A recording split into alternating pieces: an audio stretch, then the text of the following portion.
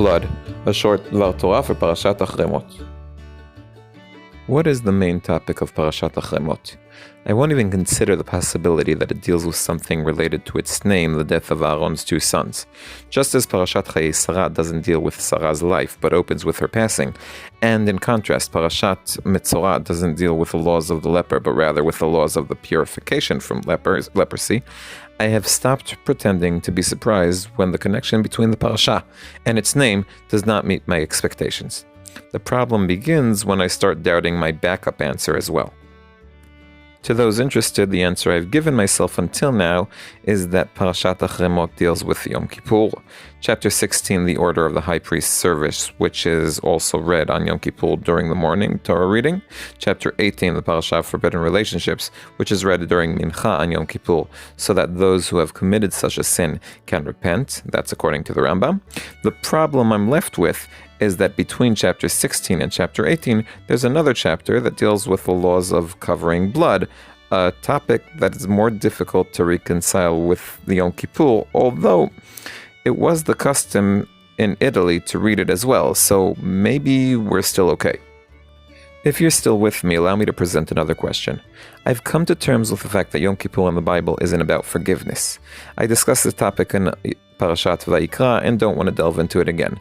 Suffice it to say that the sacrificial service as a whole deals much more with atonement, and we should be glad that Yom Kippur service also deals with atonement, as in kapara, not forgiveness, slicha, as evidenced by the root kaf pei resh that appears 25 times in the parasha.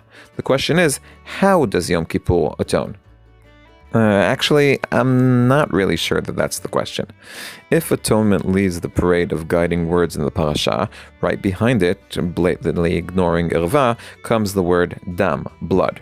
Or in the words of the verse, ki nefesh habasar badam hi va'ani netativ lachem al hamizbeach lechaper al nafshotechem ki hadam hu banefesh yechaper. The blood on the altar atones, right?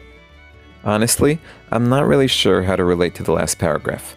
Allow me to lay out what I find difficult. First, I understood all the words in the sentence: blood, soul, atonement, and altar. What I don't understand is what it's trying to say. Why is the blood the soul? How does it atone? Secondly, why didn't we open the sacrificial service with the statement? Why wait until the end? The question becomes even more pressing when we read the verse in the context in which it appears in chapter 17. As we said, the division of topics in the parasha is quite clear. Chapter 16 deals with Yom Kippur service, chapter 17 discusses covering the blood, and chapter 18 forbidden relationships. Why does the verse discussing the blood atonement altar triad appear in a chapter that deals with blood that by definition doesn't go on the altar and therefore doesn't atone? This question has another angle. In the chapter that deals with the Yom Kippur service, there's blood atonement and an altar, but they don't function as expected. Until verse 11, there's atonement but no blood and altar. In verse 12, there's an altar but no atonement and blood. In verses 14 to 15, the blood is sprinkled on the parochet. Verse 18 is the first verse in which blood, atonement, and altar meet, but they don't meet on the correct altar. According to Rashi's interpretation, the blood here is thrown on the inner altar, the altar of incense, not the outer atoning altar. If you're still with me, I'm sorry to disappoint.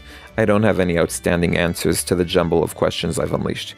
What I do have is Rashi, who, despite interpreting verse 18, the verse that connects blood atonement and the altar, as, "And what is their atonement? He shall take from the blood and sprinkle," interprets the atonement until verse 11, the atonement in which blood and altar were not mentioned, as that he shall confess over it, meaning using his mouth. This leads me to my final, and maybe not that connected insight. In the sacrificial service, much blood is shed, and its role is to atone, but the verses of chapter 17, the chapter where the blood is the focus, warn against shedding the blood of cattle, beasts, and fowl, in words that are very reminiscent of another prohibition against shedding blood, the prohibition against shedding human blood after the flood. Even if the path to atonement passes through throwing blood on the altar, it must not cheapen the value of the blood that has been shed as the prophets warned before the destruction of the first temple, but rather increase its value. In loving memory of my beloved and heroic student, Amichai Shimon Hashem Yikam Damo, son of Yishai and Batya Rubin, Dovi Holtz, one who loves Tanakh.